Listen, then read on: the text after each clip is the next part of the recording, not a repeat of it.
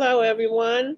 I'm here with Miss Karen Robinson, a trauma recovery expert. She's the founder and CEO of Health Drive Dreams. She's an author, a speaker, a mental health therapist, and a transformational coach. She's been doing this for about 25 years as a professional therapist. Her company is dedicated to empowering trauma survivors to heal, to thrive, and to pursue their dreams. Passionate about creating social change and supporting survivors, Karen is known for her genuine compassion and authentic approach to coaching and therapy. Thank you for being with us this afternoon today, Karen. It's nice to see you again. It's nice to be here, Tonya, and thank you for hosting our time together and the event.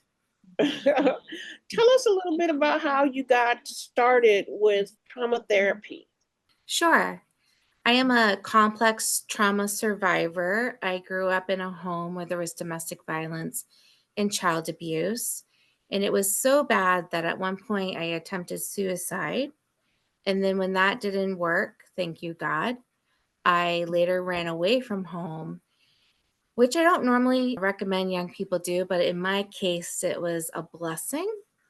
My aunt and uncle ended up becoming my guardians, and I thrived under their care. I worked really hard. I was one of those kids that was problem solving on the playground. I Mhm. did suicide hotline watches in high school, which is a little scary now that I think about that. And when I ran away from home, I was assigned this social worker who was very judgmental and accused me of things that I was not doing. He did not ask me what was happening in my home. He made assumptions that I was a naughty teenager that was promiscuous and on drugs, and I had to set him straight. And I remember thinking in that moment, like, when I grow up and go into the world, I want to really help people, and I'm going to treat them so much better than how this person is treating me. So that was Mhm. pivotal for me. Okay, I know that had to be, it had to be, as well as a hard time to go through that, as with puberty and all of the other things that are going on with this, biochemically. And what do you hope the women will take away from, and how does this help entrepreneurs? Yeah, really great question. So, over the course of my career, I have done 1,001 things, and I've had leadership positions, really high up leadership positions with the Department of Defense. I was a department head at one point, and I was running the psychiatric unit, outpatient clinics. I worked in the adolescent clinic. I managed the emergency services in the emergency department. And I also managed the medical units, which this led to a really holistic understanding of all the ways that healing is needed. And I also learned a lot about leading, so I was a consultant, I was leading trainings. And so I have this pretty unique set of leadership skills. And one of the things about women leaders is that we often fall down on doing deeper self-care for ourselves because we very much are servant leaders. Like, the majority of women leaders very much want to serve and Yes. promote their team and support them. And we often put ourselves last. That is okay to a point, but we also have to find time to put what we need first. And that's something that I can really focus on because I have done so poorly with this at times in the past that now I'm changing my whole life to really to practice what I preach. And I preach these 6+ healing pillars that help women leaders with their spiritual life, their physical health, their relational health, their mental health, emotional health, and energetic health. And then the last caveat is financial health. And that's my plus is I think women could benefit from paying more attention to their money because men certainly Yeah. do, right? Yeah. Men leaders do. Because it seems like we base a lot of our decisions on our financial capabilities. Yes. Women do, especially if we're in a relationship. or in a situation as we get older to start to think about, oh my goodness, I'm getting ready to retire and I'm supposed to live on 1/3 of my income. That in and of itself is traumatizing. It can But be. yeah, it can be. But yes, women do tend to put the financial piece last. And as servants in that servant mind, we need to look at ourselves as service. We need to be paid for our service to people. And there's nothing wrong with that.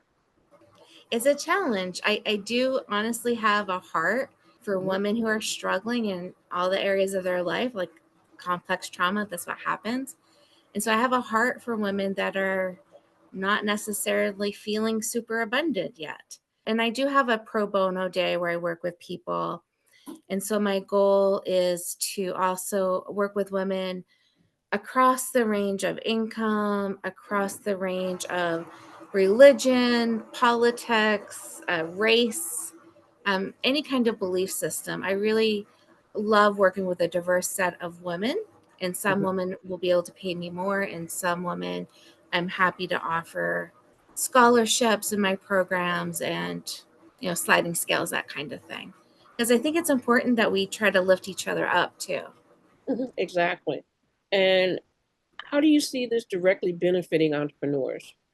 Well, if you want to be a successful entrepreneur, I think a huge rule is to not burn out, because entrepreneurs, we do all the things, right? We have this long list of to dos. And again, we often put ourselves last.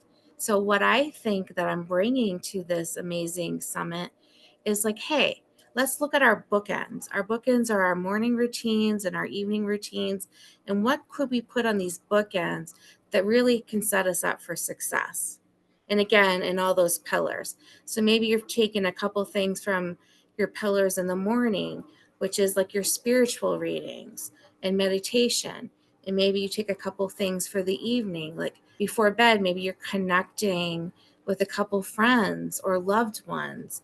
And maybe you are doing some yoga or deep stretches for your physical health.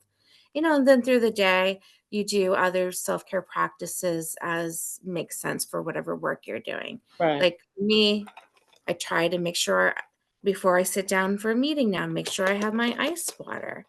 This is huge. This helps every area of our life. And yet we make it so hard Last when all thing, you have yep. to do. Yeah. Yeah, we do. It has to become a habit. Will you be giving away any freebies that day, or will people be able to sign up for an appointment with you? Yes, and yes. My freebie is pretty amazing. I'm going to have to boast my team a little bit.